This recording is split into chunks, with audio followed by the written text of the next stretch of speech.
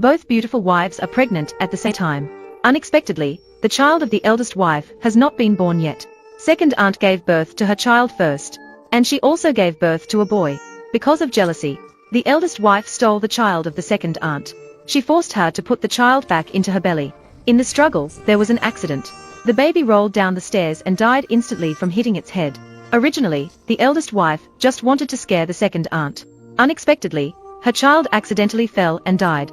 And so, this poor little life only lived for 2 days. The second aunt held the child and sought help everywhere. After arriving at the clinic, the doctor said the child was beyond saving. The second aunt cried heartbreakingly, unable to accept that the child died like this. She brought the child to the riverside. She was preparing to jump into the river to take care of the child in another world. Before dying, Auntie O suddenly remembered the wicked stepmother who killed her own child. If I die, who will seek revenge? So she made up her mind to kill the stepmother, to avenge her child with her own hands. Auntie O first went to a temple to dig a grave and bury her child, praying for her child to have a better life in the next reincarnation. Then she returned to the mansion with deep resentment. At that time, the whole family was waiting in the living room. Auntie O walked straight towards the stepmother. Suddenly, she pounced and strangled her to death. Everyone hurriedly pulled them apart. They still didn't know what had happened. In front of everyone, Auntie O revealed what had just happened, saying that the stepmother killed her own child. However, the stepmother vehemently denied it, insisting that Auntie O was falsely accusing her, because she had been with her siblings all day today. Originally, after Mrs. Das' child accidentally died, she saw her sister-in-law breastfeeding in the living room, so she immediately joined them for a chat, deliberately creating an alibi. And her sister-in-law, in a daze, confirmed that Mrs. Da was indeed with her just now. Her husband believed Mrs. Das' lie, and scolded Auntie O harshly, and made her move to a thatched house. At this moment, Auntie O was already squatting on the ground, tears streaming down her face, feeling extremely desperate inside. Only her sister-in-law and mother-in-law were comforting her. It was at this moment that Auntie O noticed the fruit knife on the table, and thought of ending her life together with Mrs. Da, but she was unsuccessful. Auntie O's name is Mohi. She secretly vowed in her heart that she would not let her child die in vain. She would definitely find another opportunity for revenge. The husband gently strokes the child inside the big wife's belly. Comfort her and tell her not to worry too much about today's matter. Absolutely do not move and risk harming the baby. Late at night, the big wife was awakened by a nightmare because she did something guilty. Lying in her husband's arms, she dare not let go. Unexpectedly, this scare caused the amniotic fluid to break. Holding her stomach in pain, she can hardly bear it. Seeing this, the husband immediately called the midwife. The midwife asked everyone else to leave first. The baby is about to be born. The whole family anxiously waits at the door. After hearing the news, Moher feels like the opportunity for revenge has come. She first sets the kitchen on fire, attracts everyone to come and watch. The sudden fire causes chaos among the family. Meanwhile, the big wife is still in the room, enduring the excruciating pain of childbirth. The family is busy putting out the fire, and has no time to care about what's happening inside. After a few minutes, the sound of a child crying came from the room. The lady successfully gave birth to a baby girl. She was immediately put on the gold bracelet given by her mother-in-law upon birth. At this moment, Momo suddenly walked into the room. She snatched the lady's child away. Before the midwife could react, Momo kicked her unconscious. The lady who had just given birth immediately jumped off the bed. She grabbed Momo's hair and refused to let go. After Momo broke free, the lady cut her arm with a knife. The lady desperately tried to snatch back her child. Unfortunately, she was weak after giving birth. She was kicked down by Momo, helplessly watched as her own child was taken away. The lady lay on the ground crying her heart out. With her last bit of strength, she chased after them. It was here that Mo's child was thrown to death by the mistress. Now Moher seeks revenge, preparing to throw the mistress' child to death as revenge. The mistress pleaded desperately, hoping Moher would spare her own child. Moher stomped on the mistress' stomach, making her experience the pain of losing a child. The mistress explained that she accidentally threw Mo's child to death. It wasn't intentional. Moher ignored her. Moher kicked the mistress down and fled the scene. After hearing cries for help, the husband finally arrived, but Moher had already left with the child in her arms. They arrived at a small grove. Moher planned to throw the child into the lake to drown, but she couldn't bring herself to do it. So she found a water jar. She placed the child inside to preserve the body. The water jar drifted away with the current. After a few minutes, kind-hearted Mocha still regretted it. The child is innocent. After all, it's a life. So Mocha rescued the child from the water tank. She believed that she should seek revenge on the lady for the grudge between them. Innocent people should not be harmed. Mocha slept in the woods for a night. Waking up the next day, Mocha didn't know what to do next. Looking at the lady's child, she couldn't think of a good way to handle it for a while. Came to the city. Mocha wanted to buy a roasted sweet potato to eat. Unfortunately, she was discovered by the lady's henchmen. They searched for Mocha all night. Fortunately, Mocha escaped in time, shaking off her pursuers. The lady and her husband also didn't sleep all night. They were all waiting for news about the child. The mother-in-law still didn't know what happened last night. After learning the truth, the mother-in-law was shocked and fell down the stairs. I didn't expect that fall would kill him. In just 2 days' time, unfortunate events kept happening in their home. Homeless Moher found temporary shelter at her sister's house, in a remote village in the outskirts. Her sister, who had just given birth, was also abandoned by her husband. She raised the child alone. At night, her sister was framed by enemies. Several strong men threw her sister into the river, her fate unknown. Perhaps the baby sensed the danger her mother was in. Her sister's child kept crying non-stop. Moher picked her up and comforted her. She didn't know where her sister had gone.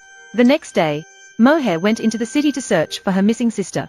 Unexpectedly, she heard from a passerby that her mother-in-law had passed away. When Moher was still at home, Grandma is kind-hearted and takes good care of her.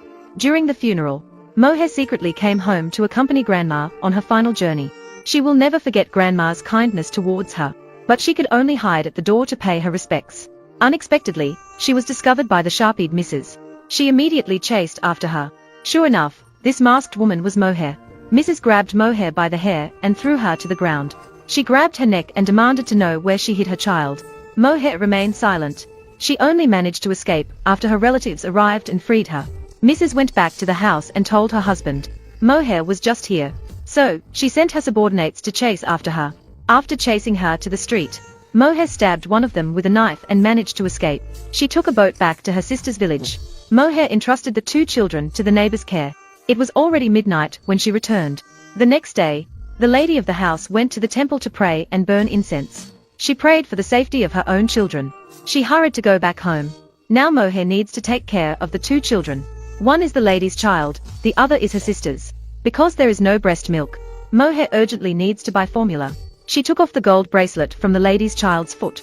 She planned to go into town to exchange it for some money. Her sister's child kept crying non-stop. It seemed like the child had a fever. So Moher carried her sister's child and went into town to seek medical treatment. Unexpectedly, she was caught by the lady's servant. They sent Moher and the child back to the mansion together. After the lady and her husband saw the child, they thought it was their own child. They held the child in their arms and were reluctant to separate. Then the lady stepped forward and slapped Moher 5 times directly, venting by kicking in the stomach. At this moment, the gold bracelet given by the mother-in-law fell out.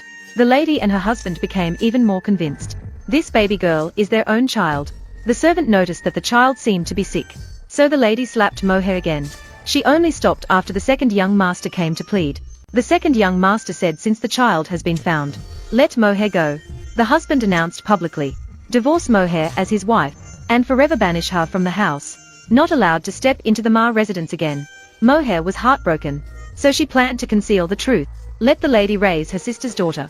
However, the lady had no intention of letting Moher leave alive. Secretly sent her subordinates to drown Moher in the river. At a critical moment, once again, the second young master appeared in time. Saved Moher. Moher knew immediately that it was the madam who plotted to kill her. Deepened the hatred in her heart once again. Second young master gave Moher another bag of silver. Never let her come back again. For the kindness and life-saving grace of second young master, Moher had no way to repay. If there is a chance in the future or in the next life, willing to be a servant for second young master. After the doctor's examination, the child was fine. It was just because of hunger that she fainted. They didn't know that the child in her arms was actually Mo's sister's child. Their child is still in the village. After Moher returned to the village, the neighbor boy is helping to take care of the child. It's a coincidence. The boy is the male servant who was expelled from the mansion for making mistakes before. He and Moher have known each other for a long time. So the 2 of them depended on each other from then on, living together and sharing their lives. 8 years later, the lady's child grew up to be a little girl. Moher and Nanding are her parents. The villagers also thought that the child was Mo's own. Meanwhile, Mo's sister's daughter grew up in a wealthy family. She became a young lady from a wealthy family.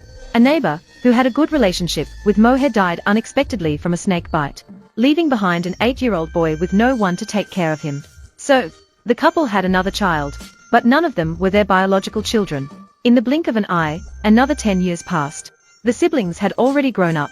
They often came to the city market to sell rice balls. The siblings, who were raised by Mohair, were kind-hearted. They inherited Mo's character. On the other hand, the young lady raised by the lady was cruel and ruthless.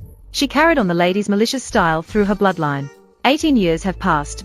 My husband is still living a carefree life. After divorcing Mocha, he married third aunt and fourth aunt. My parents arranged a marriage for our daughter with Chen Xiao, who was born into a wealthy family. The wedding will take place soon. Our daughter also fell for the handsome Chen Xiao. However, Chen Xiao doesn't have any feelings for our daughter. He agreed to this marriage just to please our parents. Mocha's daughter is named Xiaohua. One day, Xiaohua was bullied by hooligans while selling goods at a stall. It was Chen Xiao who stepped forward to save Xiaohua. He fell in love with this girl at first sight. He couldn't stop thinking about her. He hoped to meet Xiaohua again in the future. By a stroke of luck, Xiaohua and her brother were delivering food to Chen Xiao's mansion. Chen Xiao saw the girl he admired once again. He took the initiative to approach her and greet her. However, Xiaohua ignored him, because her mother had told her. The young masters from wealthy families are all playboys. At this time, the lady of the house and her daughter also came to the Chen residence as guests. The daughter happened to see this scene from above, thinking that Xiaohua was seducing her fiancé.